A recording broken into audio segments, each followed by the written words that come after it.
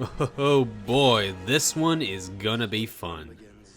It's been 4 years since the release of the incredible Fossil Fighters Champions, and I'm sure that the anticipation for the next game was probably unbearable for the few Fossil Fighters fans out there. I actually wasn't one at this time, as the game we're talking about today was actually my first foray into this series. And of course that game was Fossil Fighters Frontier. Adventures right around the bend, and the world's got wonders to spare. Prehistoric, go and restoring friend. Go out there, go if you dare. If you dig it up, you'll see there was power all that time. Wondrous and features to see. Hit the road to Vivosaur, it's your moment to shine. Oh God.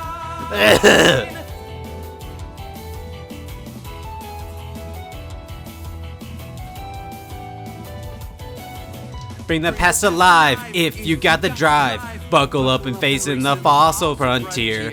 Pedal to the floor, make the engine roar. Put it in the primal extinctual gear. Pedal to the ground, discoveries are found. Hammer drills real by the millions await. Put it through your heart, powers off the charts. What the fuck does the song go?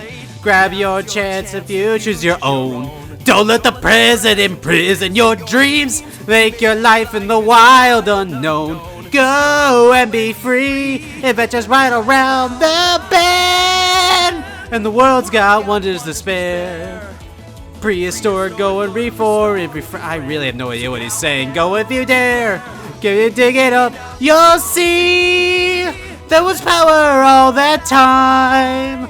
Wondrous is other than blah blah blah blah. Hit the road at Vivosaur, it's your moment to shine! Oh wow, that's really difficult. That's a hard profession. Yeah, that did just happen. Was probably what all the fans first thought as soon as they saw the trailer for Frontier. And they were most likely disappointed. I can't blame them really. A lot of Frontier is either controversial or just garbage. Most of the team behind the first two games weren't around for this project, so although Red still has a credit in the development of this game, it was actually Spike Chunsoft that was primarily behind this new game, and they made a lot of changes. Now, as I said, I started with Frontier, and then I went back to the other two.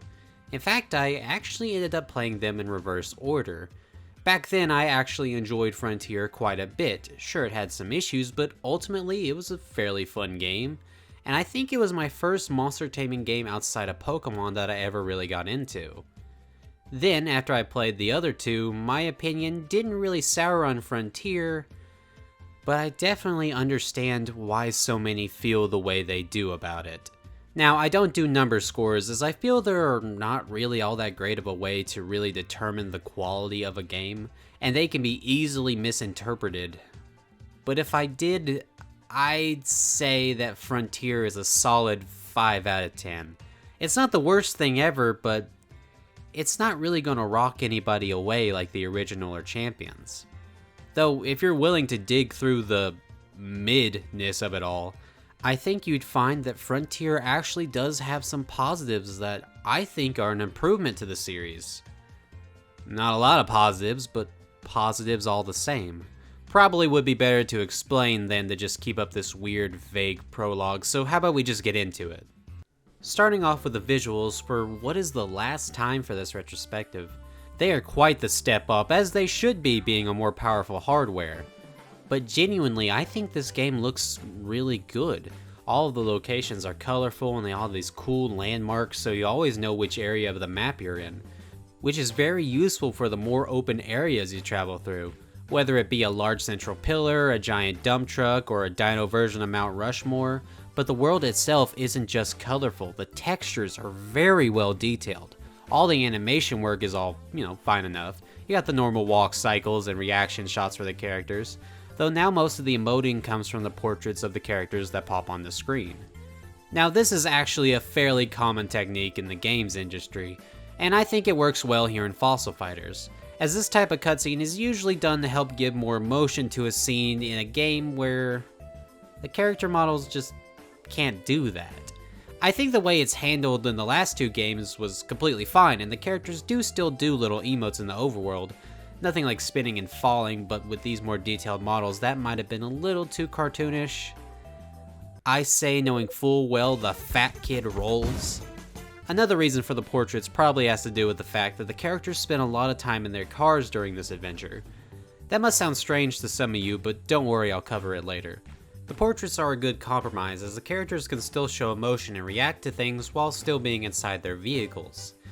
The Vivosaur attack animations are all as fun as they were last time, with some squash and some stretch, and of course all the cool super moves, plus they even walk up and attack each other like in Colosseum or Battle Revolution, which is really cool. The Vivosaurs themselves are nicely detailed. I like how we got individual scales and hairs on them now. It's a nice jump in quality for the series, and I think that some of the new designs are actually pretty interesting and pretty cool. Except, I don't know why we had to put down the old designs to have them. Like, what was the thought process here? I won't lie, some of the new redesigns, I actually enjoy them quite a bit more than the originals. But is that worth getting rid of all the original designs that the fans had loved for so long? No, of course it wasn't. And what's so baffling to me is that they could have had both designs and just called them regional variations. They already did that with half of the Vivosaurs. Oh, wait, did you think the design changes were the biggest problems with the Vivosaurs in this game? Oh, buddy, you better strap in, as this game is actually the first of the series to cut out most of the roster of Vivosaurs.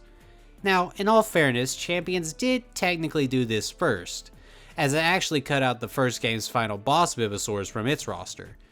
However, in exchange, we got around 100 new Vivosaurs, bringing us to a total of 174 unique Vivosaurs for that game. Frontier only has 90, which wouldn't be a huge issue if it wasn't for the fact that some of that 90 are recolored versions of other Vivosaurs. Oh, you don't like Ankylo? Well, how about you try his cousin, who doesn't wash his ass? Now, Vivosaur sharing base models and animations was a thing since the first game. I'm cool with that. However, each of those Vivosaurs got unique looks and personalities that weren't smelly ass recolors. Why would you do this? And what's worse is that the roster is technically smaller than 90, because there are 3, technically 4 whole boss Vivosaurs completely unavailable to the player. And there are also 3 Vivosaurs that you do own, but lose throughout the story. What's with that? Who decided to not only give us a smaller roster than the first 2 games, but also fill said roster with a bunch of recolors and Vivosaurs you can't use? Look at Beckles, he's a cool design, but he's the only one here who doesn't keep his original name. Why? Because even the creators knew that there was no way in hell they could ever get away with calling this thing Spinax. Oh, and did I mention the lack of variety in the models? There's no prehistoric mammals, or mollusks, or snakes, or turtles, or anything like that. I'd ask why, but I know the answer is probably money, or time, or something. And man, if you played this game in Japan, I feel sorry for you, because you missed out on 10 extra Vivosaurs added to the international release. Moving on to gameplay, because I need to conserve some of my sanity for the rest of this video. Here we see a lot more controversial changes. My favorite. Well, actually, yes, some of it is. Let's start with the big one, bone buggies. I have seen lots and lots of people hating on these things, and honestly, I don't agree at all. In fact, I think they're an amazing addition to the franchise. Hey, wait, don't click off. Just please allow me a chance to explain myself. So in the previous games, your fossil hunting mostly came down to you walking around an area, digging up fossils, walking back and then cleaning and selling all you dug up, and then going back and doing it all again with a battle every once in a while. Now, there's nothing wrong with that, but when you compare it to what you do in Frontier, I just don't want the series to go back. In Frontier, you get a bone buggy, basically a supercar that lets you drive around a fairly open area. But that's not all. You can also use it to jump across gaps, break rocks, or even drive away or towards rogue Vivosaurs. that even interact with each other and the player. It's honestly a really fun and fresh experience compared to other monster taming games. It's fun to race around the rogue Vivosaurs trying not to get caught. It's fun doing the challenge routes where you race against a Vivosaur before it can eat a rare fossil of itself. I'm not really sure why it does that, but it's really fun. And I like speeding towards a ramp and flying over a T-Rex's head. Cars and dinosaurs have always had a unique connection in pop culture, and the buggies add a unique part to the gameplay, as the player not only has to get good at driving around in the buggy, but they also have to make sure that they have the right one for the job, as each of the different buggies available are better or worse at certain things. Some are really fast, but they can't hold as much weight. Some are huge and can crush boulders in a single hit, but they're way slower to compensate. You personalize each vehicle to your liking so it matches your preferred playstyle. Which sure, it does take a lot of in-game money, but hey, that's no issue because most of the lame upgrades from the last two games are gone. Why, you ask? Well, I'll gladly tell you, as the cleaning and the reviving of Vivosaurs has never been this easy, as all of that is in the buggy. And what does that mean? Well, my little friend, that means that there is no more having to worry about how many fossils your little void pockets can hold, as the bone buggy will just allow you to not just clean that bad boy, but also lets you revive that sucker right then and there, meaning you can use a Vivosaur as soon as you find it. No more having to run back and forth to and fro from town and then back to my personal pit of hell. It even goes ahead and sells off any jewels or fossils you can't use as soon as you clean them. So there's no more having to worry about messing up and getting a lower score, because you're making money no matter what. Plus, no more donation point only fossils, which low-key were just a huge pain to grind up. But wait, there's more! As now, due to hindsight being particularly 2020 in this department, the game actually allows you to revive a Vivosaur with any fossil. That's right, baby, you don't need the head fossil anymore. Which, yeah, I never understood why you needed a specific fossil part to revive a Vivosaur. I mean, even if you revive a brain, it still needs the rest to function. Like, that can't be how reviving works, right? Right? But yes, the bone buggies are not just a fresh means of exploration, as they also streamline some of the more time-consuming elements from the first two games. And in their place, they're replaced with a much more interesting upgrade system. It is really fun to upgrade individual parts of your bone buggy as you move along in the game, giving you a real sense of accomplishment as each of those upgrades are felt as soon as you put your pedal to the metal, as each upgrade either makes the bone buggy faster or easier to handle, or it allows you to carry more equipment to hunt fossils. I mean, honestly, everything with the bone buggy just sounds so cool and creative, doesn't it? You must be thinking to yourself, man, this is just too good to be true. Well, my little friend, that's because it is, or it is in one or two senses. Though neither is directly caused by the bone buggy itself, they are related by proximity to the buggy, and I think they might be why the buggy is disliked as it is. Essentially, the two main gameplay elements of Fossil Fighters that made the series as interesting as it was were completely gutted by Frontier. I hope you got your fill on positivity, because we just burned through most of it in those first two sections. Let's start with cleaning the fossils. From a glance, it's pretty much the same as it's always been.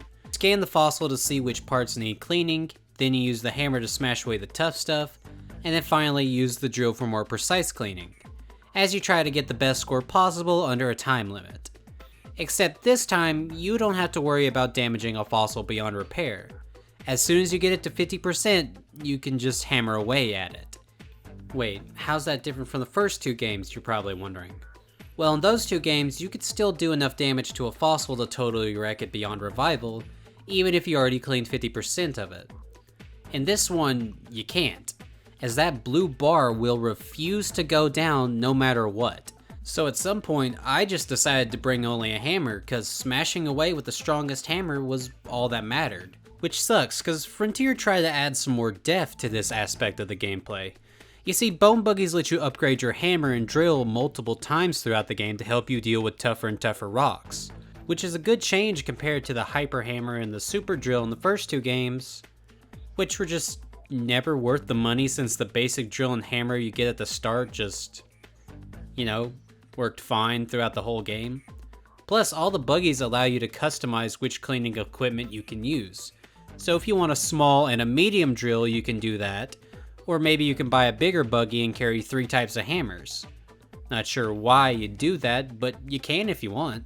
So this game adds a lot of depth to what you can use to clean a fossil. But the actual cleaning itself is so bare bones that it doesn't matter. You just get the strongest hammer and you're set. I better hear some groans in the comment for that bare bones joke. I didn't even mean to make it. I'm just naturally that unfunny. When it comes to the fossils themselves, there's only 2 types in this game.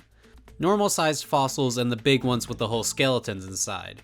Which, you know, is perfectly passable, especially when you consider the new fossil rock system that gets stronger and stronger throughout the game. But I kind of wish we had maybe a new type of fossil, or maybe they could have brought back the flipping ones again. This is all perfectly passable, I was just kind of hoping for a new one. Consumable items return, and they're pretty mechanically interesting. The time probe does what it does last time and adds more time to the clock. And, you know, while we're on the subject, I guess I should thank the game, as it does finally give us a reason as to why there's a time limit on cleaning. It has something to do with a battery that's located in your bone buggy, which you can upgrade if the normal 60 seconds isn't enough for you. So, sure, why not? I complained about that in the last 2 games as a bit of a running gag. So I might as well give credit as to where it's due. Thank you, Frontier, for giving us a reason. But now, instead of buster probes being able to scan as to where a weak point is on a fossil, we now got these chisel things instead, that actually weaken the rock around the fossil as you drive one or more into a wall. And if you dig them deep enough, they'll actually break off the rock like a buster probe, but it will damage the fossil if you do it this way. It's an interesting balancing act, but like I said, you can't damage a fossil beyond repair as long as you make it to 50%. So go hog wild if you don't care about the score. Though, before we leave this, I do like how we are actually cleaning the fossil inside the rock face. You know, instead of doing it on an operating table. I feel this way is just more interesting, and it kinda reminds me about how fossils are cleaned on real dig sites. I think it's pretty neat, and letting you look at all the fossils and their full skeletons in a 3D space is pretty interesting. Hey look, there's more positives in here than I thought. I say, knowing full well what's next. So, battles in the previous games were very unique compared to their contemporaries and even most monster taming games today. It followed this structure of individual zones that different Vivosaurs made use of in different ways. You could bring 5 Vivosaurs into a battle, and then 3 of those 5 would be the ones you would actually use, and the other 2 would stay behind and gain experience. There were 5 types, and Neutral's little cousin who just tags along. It was simple to get into and fun to get more invested in. It was fantastic. So I don't know why it's this shit now. So let's start off with the pettiest change, the type chart. Now look at this chart. Do you see something off? Yep, legendary is gone, but who cares about that? It was never even a real type. What I'm concerned about is why the fuck you would swap 2 types in the circle. Sir, we're almost finished with the battle system, and I was hoping you had the chance to look it over. Oh, I looked it over, alright. What the fuck is this?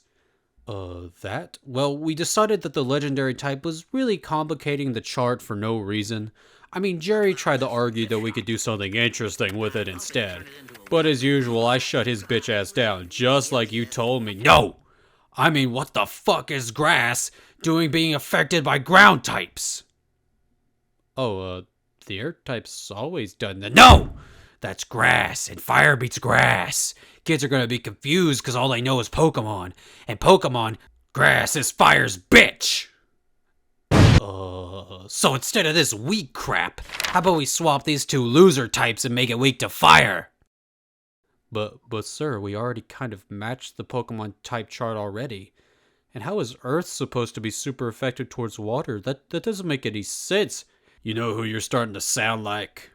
Wait, no, sir, no, Jerry. No! Oh, and where do I even begin with the rest of this shit? Alright, so basically, they cut out everything that made the combat interesting. There's no team building, no different zones, no ranges.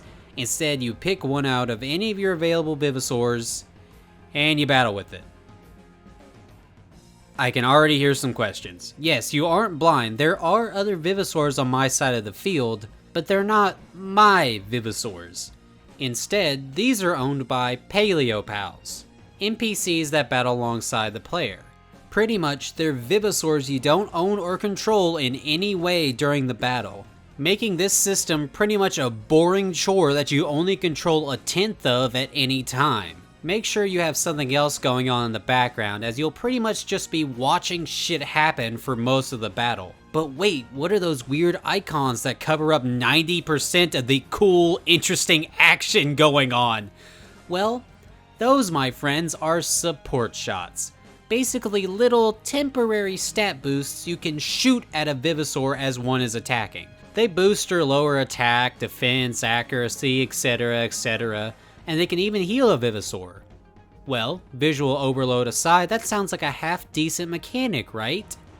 Well, no! Because you can spam these things over and over, and they're broken! So what it comes down to is you're either spamming these things to high heaven, and knocking out your opponent in a single hit, and then making the opponent's attack do such pitiful damage while healing yourself at the same time, or both sides are spamming support shots to the point where they just cancel each other out. And at that point, why do we even have them?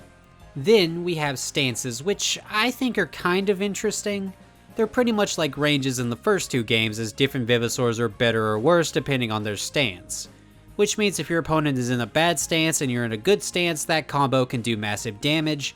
And this system also gives flying Vivosaurs a unique attribute, as one of their stances is them flying high in the air where the other Vivosaurs have a hard time reaching them. I think the stances are an okay replacement for ranges, as they do technically serve the same function. You know, in a game where you only control one Vivosaur and you can't move that one around at all. Stances are a decent compromise. It's just a shame that they don't mean jack shit. I mean, sure, a good or bad stance can change a battle drastically. Or at least it would if support shots didn't exist to cancel out any negatives of a bad stance. Or just give you all the benefits of a good stance with just the press of a button. I used auto battle so much in this game. There were so many times I just got so damn bored, and I just turned it on and went and did something else. This system is absolute dog shit. It's not just bad, it actively wastes your time. I'm sure you're wondering if there is any possible balancing things in place for this battle system. Like maybe support shots run out, or maybe being stuck with one Vivosaur can lead to possible problems if fighting something that counters it. Well, you would be sort of right. Support shots do actually run out, but I really wish they didn't. I know, a strange thing to say, but when you run out of support shots in a battle and have to drive back to a station to refill them, then you run the chance of having to battle without support shots, and god, those are dreadful. They take 10 times longer, as the game expects you to have support shots. I know that all sounds a bit hypocritical, but if you ever played this game, you'll know exactly what I mean. And yeah, being stuck with one Vivosaur would be a problem, but you're not stuck with one. You can use any of your other Vivosaurs at any time, so you're never really at a disadvantage. However, one Vivosaur only gets XP after every battle, so trying to train up multiple Vivosaurs is a waste of time. Lord knows I tried to. I even gave them funny nicknames, which I should have done for the first two games, but I couldn't find the nickname guy for whatever reason. Anyway, the game is balanced around you only using one Vivosaur the whole way through, which again might sound like a challenge, but support shots make everything a non-issue, so trying to raise other Vivosaurs is just a waste, even if you spend hours grinding like I did. You're better off just using one Vivosaur, and the game pushes you pretty hard towards one anyway, so might as well.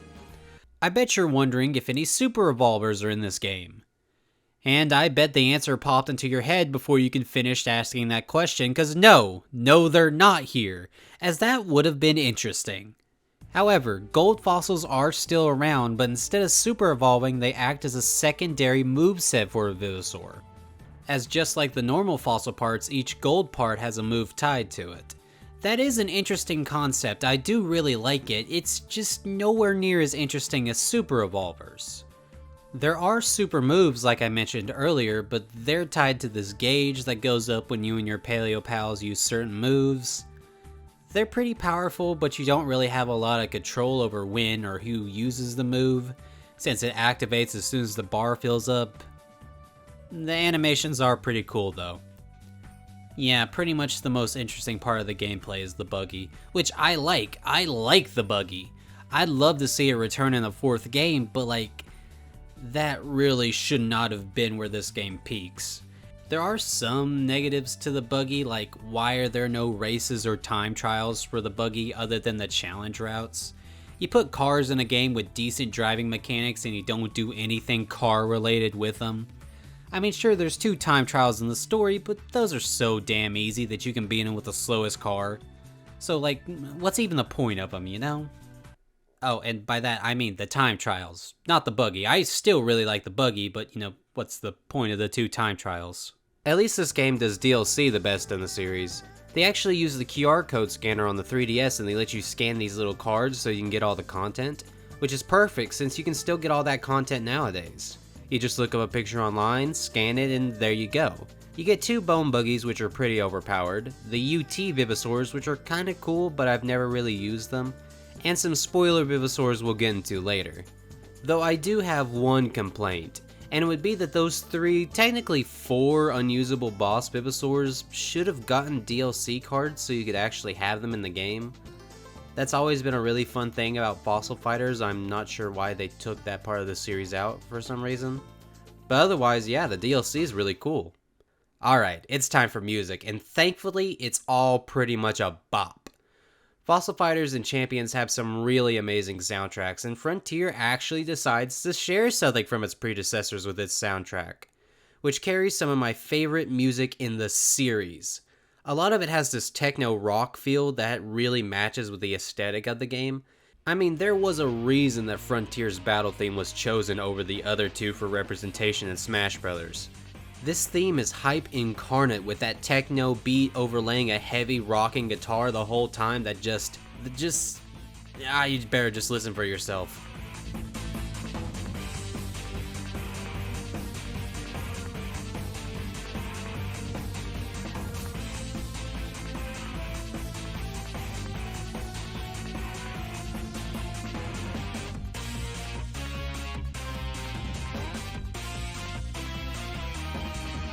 Oh, and the boss battle theme. It's pretty much an expansion on the main battle theme, but with this beautiful piano piece at the beginning, and it really ties the whole thing together, and it makes the encounter feel special compared to the other battles in the game.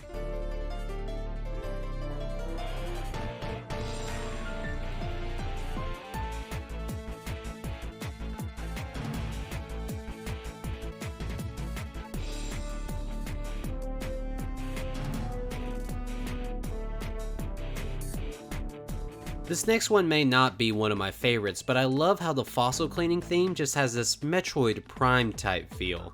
Weird comparison maybe, but the music and the sound effects for the drill and hammer really make me feel like I'm using an advanced piece of tech to clean these fossils with. I don't know what to tell you, man, it just all really works for me.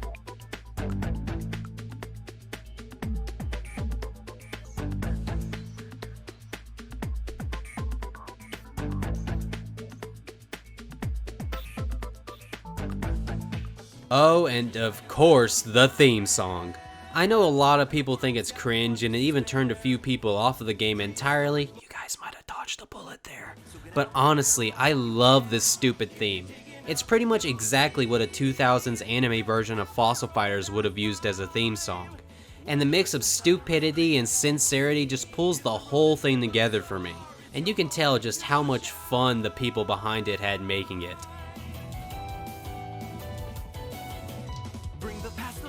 If you've got the drive, buckle up and race to the fossil frontier. Pedal to the floor and let the engine roar. Put it into primal instinctual gear. But really, what the fuck is a primal instinctual gear? That makes no sense and I love it. But now we have reached the story section and man, oh man. I don't even know if I should put a spoiler tag up for this shit. It's so basic and predictable, but whatever. I did for the last 2, so here's the tag if you don't want to hear spoilers. you're not really missing much. We start off with this guy named Stryker, an agent of Interpol. Yeah, Interpol with fossils. Tracking down a mad scientist named Dread Raven. After a vicious beatdown, Dread Raven is forced to surrender. But not before he starts to complain about how close he was to creating the ultimate weapon. And that's where that ends. And we skip a few years later where we're told about the Wardens. Basically the fossil police that monitor the different fossil parks around the globe. Or at least just the 3 we see in the game. On a more positive note, I guess this does answer my question in the last video where I asked who monitored Vivosaurs outside of the parks. Or at least I think it does. Anyway, we play as either one of these 2 playable characters who are well on their way to becoming Wardens themselves. Their names are Tria and Jura, named after the Triassic and the Jurassic periods, which are a lot better names than Dino and Dinah. Though forgive me if I call Tria Tria during this video, that's just what I've called her in my head ever since I saw the name. Anyway, we're playing as Tria as she's getting ready for her final exams to become a Warden. She meets up with a bunch of basic ass characters such as the wacky best friend who isn't funny or your best friend. The nerd boy who knows everything. Rollin', get it? He's fat so he rolls. Girl character. Crawling in my skin! Girl with an actual character. And the Australian, who's the only one of these guys that I actually really like, but of course he never appears in the game again. I know he's nothing but a dogshit stereotype, but that's just so much more entertaining than these basic ass bitches. We meet up with Strider, who tells us about our final tests which we need to become Wardens, which are a driving test and a battle test. The tests all go fine, but at some point this shit stain gets the idea to be a little quirky and busts into a lab and press a bunch of random buttons, dragging Tria along with him. They accidentally release a tiny Vivosaur who runs off with our heroes going after it. They end up saving it from a rogue Gorgo. Oh, right, I didn't explain rogue Vivosaurs. Basically, they're Vivosaurs that either ran away from their fighter or the fighter threw them away, and the Wardens hunt them down and bring them back to base. Think similarly to the opening to Champions with Joe and the Allosaurus. I actually like that they brought that back for a new game mechanic. That's actually really cool. Anyway, we save the Vivosaur, but we're busted by Stryker. Though we aren't fired, as Stryker's actually really impressed with our bravery and lets us stick around. Sometime later, Tria actually has to fight off the same rogue Vivosaur again, but the rogue ambushes her and wrecks her bone buggy, making it so she can't summon any of her Vivosaurs to battle. All seems lost before the little Vivosaur actually comes to Tria's aid, escaping its prison once it senses she's in trouble. I like how Stryker here doesn't even try to grab the Vivosaur even though it's right in front of him. That's how useful he is for the rest of the game. Anyway, the little guy actually transforms into a bigger form to fight off the rogue Vivosaur. And after scaring it off, it transforms back, showing that he's not like other Vivosaurs. Instead of listening to that crappy techno rock, he prefers the 80s styles of music in his stinky sweatshirt at 3 AM, wishing he was created in a different era. After being rescued, Tria is actually assigned to work under Stryker directly, as everyone else were spread out across to 2 other places really. Tria also receives the little Vivosaur to take care of since they have a special bond, where she then gives the little shit a bandana and a name. You can name it whatever you want, like Crunch, Chomp, or Kyle with an accent E, but canonically it's known as Nibbles. Tria and Nibbles are pretty much sent all across the world, basically to do little odd jobs for random people or to help other Wardens by telling them to stop being stupid or to do their damn job. I do like this character, however. Her and her cronies are pretty funny. You can also do these side missions on this weird missionator thing, but honestly it's not really worth doing since the rewards are easily obtained through other means. Speaking of which, you can actually rank yourself up this time around by doing daily tournaments to upgrade your license so you can rank up. Though these tournaments are structured like absolute dog shit, because they're locked to certain days, so you essentially have to grind through the weak ones for each day so you can get to one that's your actual level, which is stupid and a waste of time, but also this game is pretty much telling us to rank up as an agent of the law. You have to beat the shit out of a bunch of civilians with your warden buddies. I had a joke planned, but honestly that's just pretty fucked up. And you know, that's pretty much all you're doing for the first 5 or 6 hours, and then the plot starts to happen when Black Raven escapes prison and Tria is sent out to try and stop his evil schemes. However, she's confronted by his team of criminals, the BR Brigade. BR Brigade? That's literally the last 2 bad guys' names combined together. That's lazy as hell. Not to mention it breaks the tradition of all the acronyms being triple Bs. Wait, BRB. Was that meant to be like be right back from prison? Because that's actually kind of funny. But seriously, what moron names their evil organization after themselves? I mean, Black Raven was a known criminal, so it kind of works for him, but for anybody else, it'd be absolutely ridiculous to do this with your actual name, and then try to use that same name in your daily life or while you're undercover. Hold on a second. Bartholomew Bulwark Bandits? You put your full fucking legal name on it, and then you kept using that name while undercover as the police chief? What is wrong with you? No. Why did Richmond even hire you? Did he not do a background check before hiring the head of security for his Jurassic Park bullshit? You know what? I believe it. I fully believe that he wouldn't do a background check. Two are definitely going on the shit list alongside Kent. The BR Brigade are pretty uninteresting. The grunts are just the usual hive mind of A and B type grunts, and the admins have one interesting moment each. Otherwise, they're just kind of there. But they're not just a bunch of losers. They're a bunch of losers who use dark energy to create dark Vivosaurs. That are totally not just regular ass Vivosaurs with their regular ass moves doing regular ass things. Fuck you. After all the hard work put into the Bonysaurs and Zombiesaurs, you come in here with this bullshit? Like you couldn't give less of a damn about this, could you? Only 3 of these dark Vivosaurs are any different from their normal versions. And those 3 are just a palette swap and a type change. Like you couldn't do that for every one of them? Is that really too hard for you to do? I mean, Champions had 11 to 13 unique villain Vivosaurs, and you couldn't even do a palette swap for like 5 of them? I mean, I get what you're going for here. Dark Vivosaurs are essentially to fossil fighters as shadow Pokemon were to XD and Coliseum. However, this shit just doesn't work at all, as most of the Dark Vivosaurs you fight are exactly the same as the normal ones with nothing special that makes them unique. Heck, even Black Raven's main Vivosaur Giganto doesn't even get a color change. In fact, you don't even fight him at all. The dark energy crap is just so boring, and what's worse is when you think about it, you realize that they had the perfect opportunity to just replace the legendary type with a new dark type. I mean, the color scheme is already there and you already removed legendary as a typing. Plus, it would have been interesting to have a 5th type in Fossil Fighter that actually did something instead of just being a recolor. But alas, that didn't happen.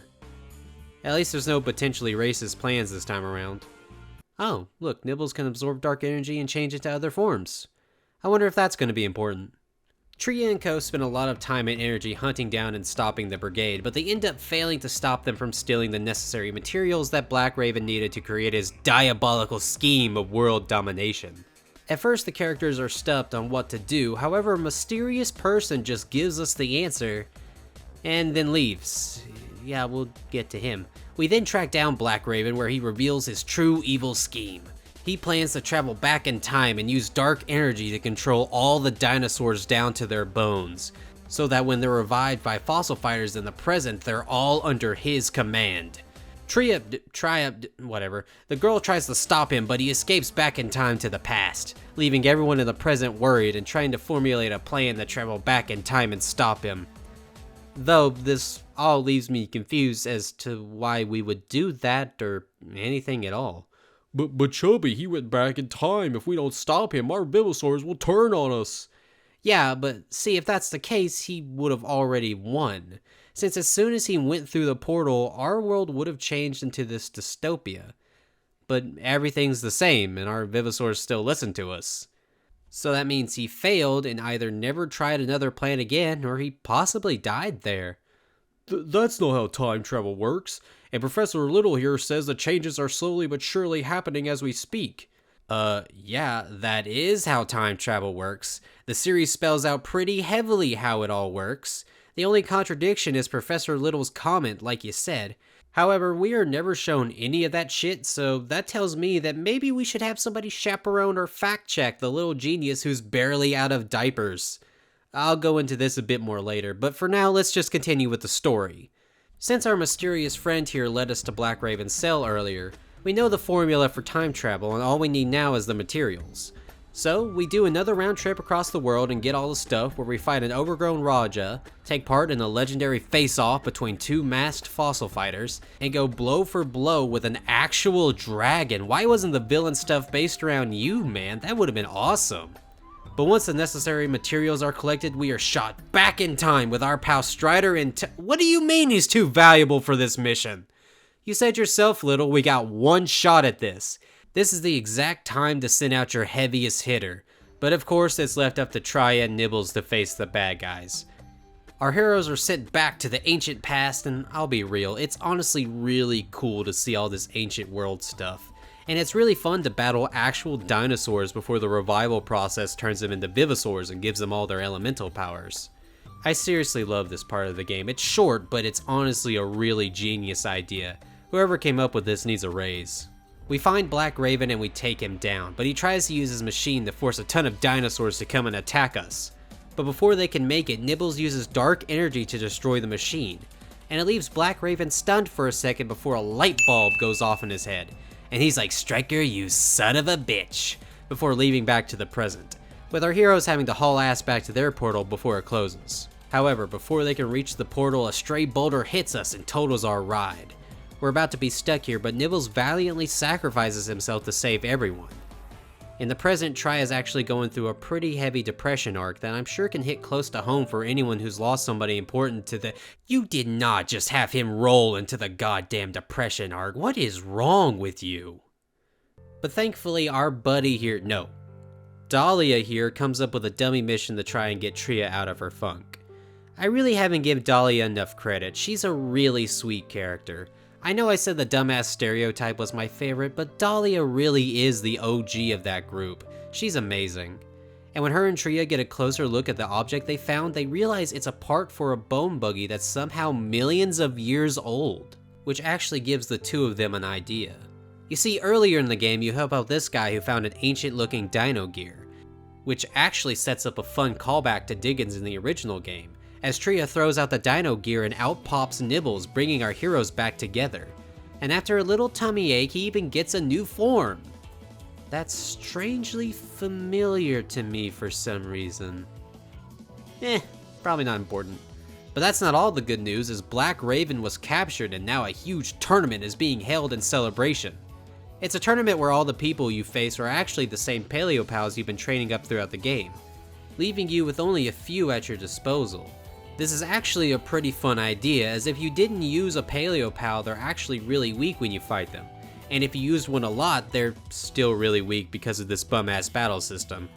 This does bring up an issue with the Paleopals, and that's that most of them are only available in the post-game, which is ridiculous because there's nothing to do in the post-game except like 3 tournaments and online battles.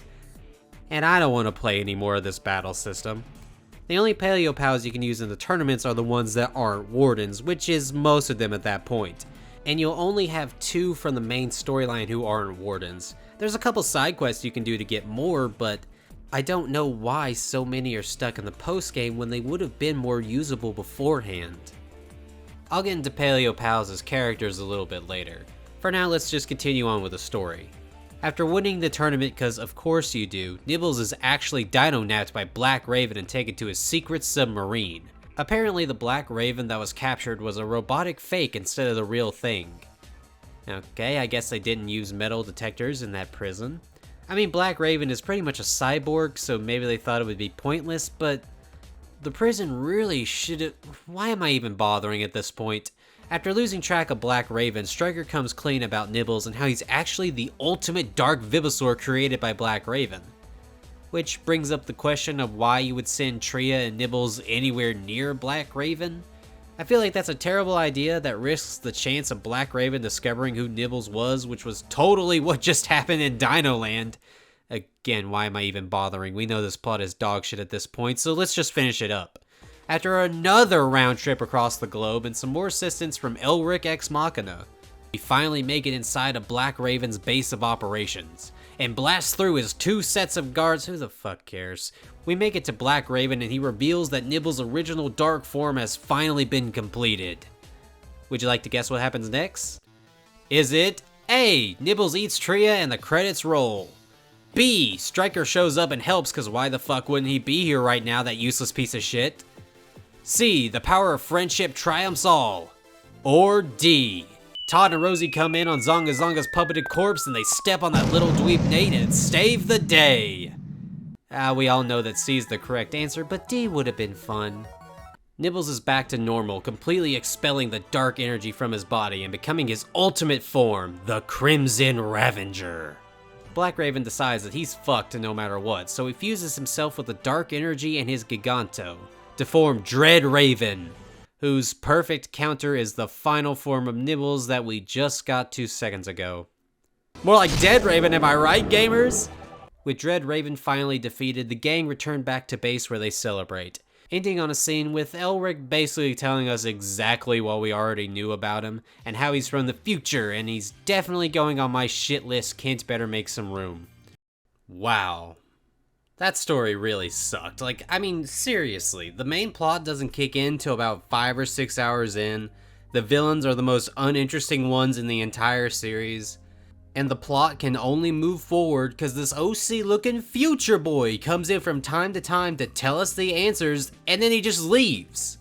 I'm not a professional writer or anything, but I feel like this is basic shit you shouldn't be doing. There were parts of the last 2 games that kind of felt fillery, but it was all in service to our character's main goal of becoming the best fighter. Trios spends so much time throughout the main plot just being a gopher that problems that really shouldn't need her involvement until the BR bandits just show up and that just becomes what's happening now. Nibbles was at least pretty interesting, but the arc with him becoming a good little Vivosaur was just kind of done as soon as we met him. And from there, he's just along for the ride, even though it feels like he's the main thing this plot should revolve around. Everything from Black Raven was just so uninteresting. He doesn't even have a reason for wanting to take over the world. He's just evil and his henchmen are just nothing but the most stock of stock bad guys. You got the one that's brainwashed, the one that loves just being a dick. You can do something interesting with all this, but they don't. It is kind of fun to have a main villain be a normal human, however. Maybe we can do our own sort of we are the monster type of thing. The whole process of reviving Vivosaurs is kinda fucked up when you think about it. The last game literally compared it to necromancy. It would be interesting to have a more teeth type situation where Black Raven and the other scientists, between all the radioactive skulls and scientifically created Vivosaurs, had a real Spy Kids 3 moment of, Think God stays in heaven because he too lives in fear of what he's created? or hell, maybe we could do something with the dragons as the main plot. Like maybe Black Raven is traveling around the world corrupting that region's dragon to try and make a dark dragon army. And then we could have dragons versus dinosaurs, and maybe each part of the world can have a different type of dragon. I don't know, that just sounds pretty interesting. I mean, in the last game we literally had dinosaurs evolve into dragons, and then we got a dragon in this game. It just kind of feels like we got dragons, but we're not doing anything with them. Like, what's with that?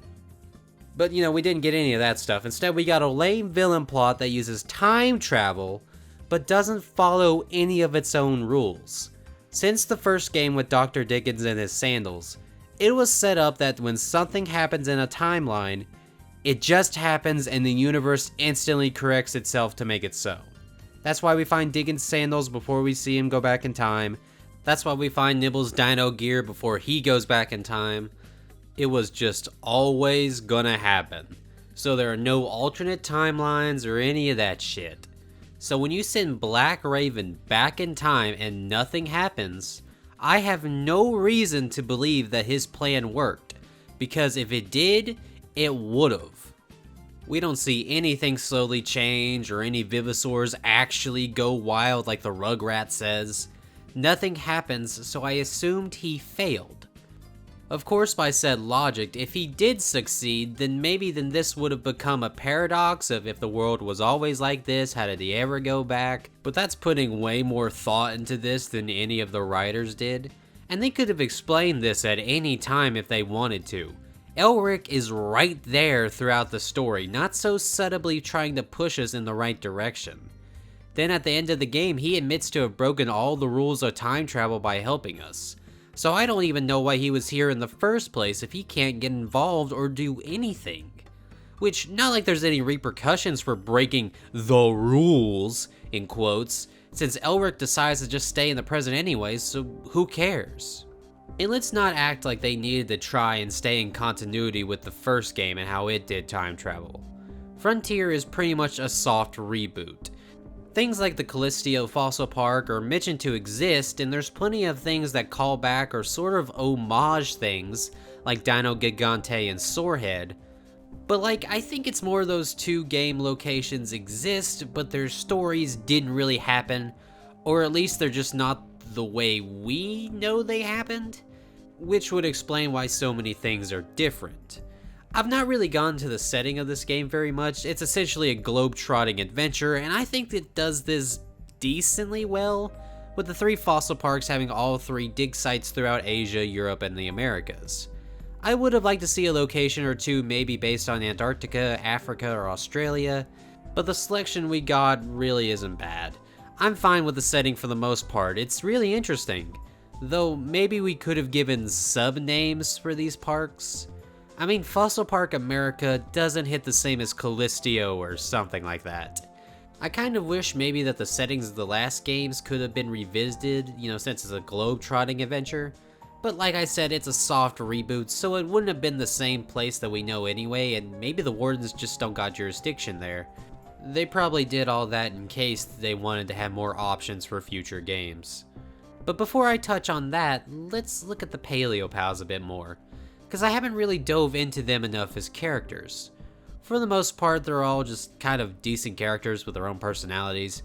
You got the prim and proper guy, the edgy loner, the twins who love jewels, the mercenary, the murderer, the hot one. Ow, fuck, is it really gonna be the DS dinosaur games that's gonna make me realize I have a type?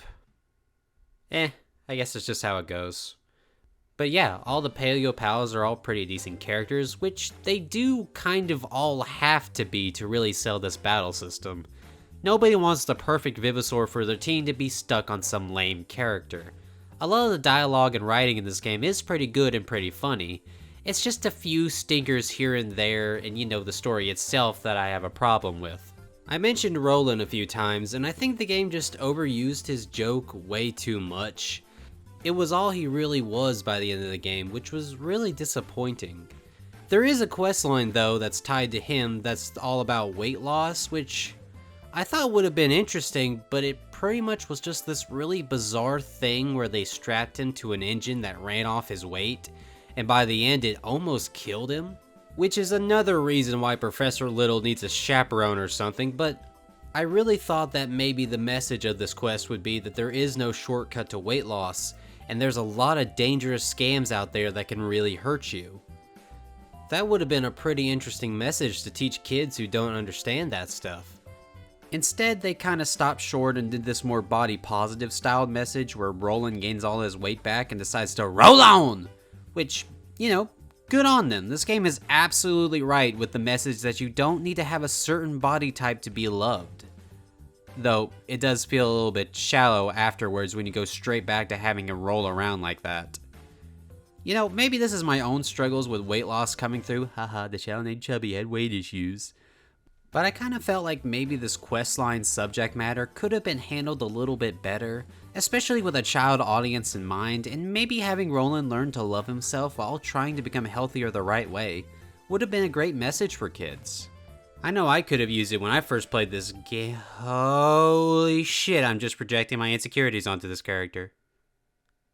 What the fuck does that mean? Does that mean I'm wrong about him? Or does that mean I'm right about it? Does it mean I'm crazy? Does it mean I should apologize about thinking the other stereotype was funny? Or is that even the same thing? Or is that not the same thing? Oh my god, my entire humanity is being unraveled because of a dumbass cartoon character on a 3DS. Holy shit, I have got to get out of the house more. This is fucking ridiculous, man. What the fuck? Alright, we got a little too deep there. How about let's chill on Nate for a little bit. So after we had Rosie, who was the dope little side protagonist, and Todd, who was the definite GOAT of the whole series, why on God's green earth did we get this quirked up white boy with no sauce? and his dumbass mutt who killed his grandfather. Nate's just the worst best friend character, man. They build him up to be a sort of side protagonist, kind of like what they did with Rosie and Todd at the beginning of the game. And then he just doesn't appear for the rest of the game outside of this stupid joke here and there where he puts his butt in front of the wild animal and smacks it. And then he gets mad that the wild animal bit his ass. This was never funny, except for the first time, and only because you can make Trya a smartass about it. Then later on in the game, when Nibbles is on his deathbed and needs help, he basically tells everybody to just let it go since it bit his ass after he kept putting it in front of him and smacking it. Don't give me this bullshit, man. I don't even care that you came through in the end.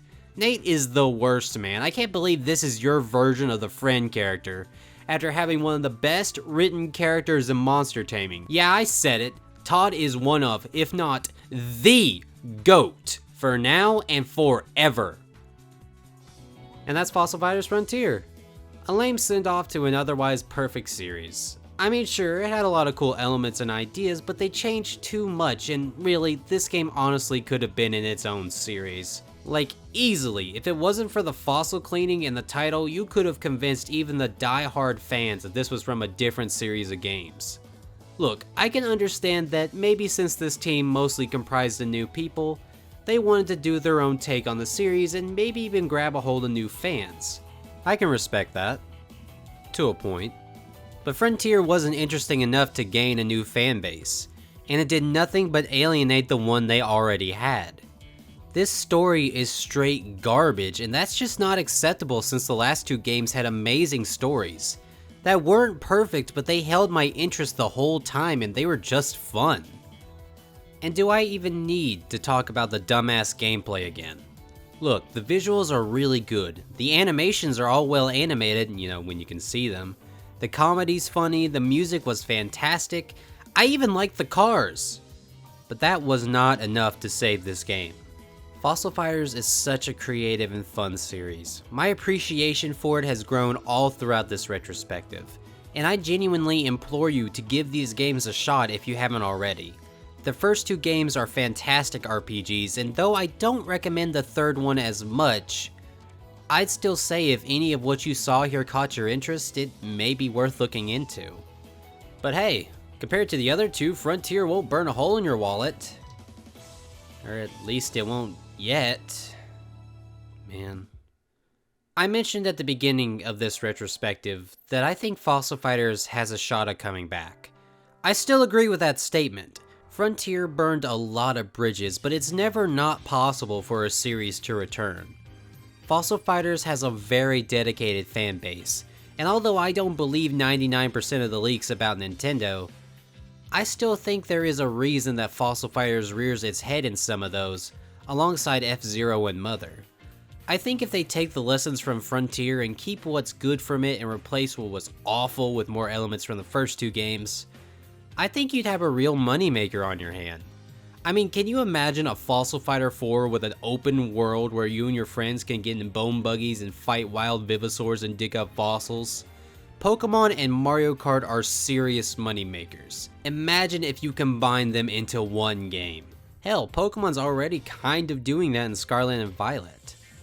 I know people don't like the buggies, but the problem there was the execution, not the idea itself. I will die on this hill. You cannot convince me that an online open world Pokemon Mario Kart fusion with dinosaurs wouldn't sell. That is literally the coolest idea of all time. Hey, the video was gonna end there, but honestly, before we go, I just gotta say something. That first video was my first video to ever go past 300 views. And it ended up getting over 2,000. For the second video, we had quite the drop off, and I feel bad about that. And no, this is not going where you think it's going. I feel bad about that because most of the people from the first video aren't going to hear me say this. Thank you so much for watching. I'm so happy how these Fossil Fighters videos turned out. I worked so hard on them, and receiving all those positive comments, saying all those nice things, and giving me suggestions were just wonderful. thank you so much for watching. I don't care if you liked or subscribed, though thank you so much for the people who do, because I really appreciate it. But honestly, just knowing that people gave a little bit of time out of their day to enjoy, critique, or just watch the shit I make makes me really, really happy. I know, broken record, but really, just thank you.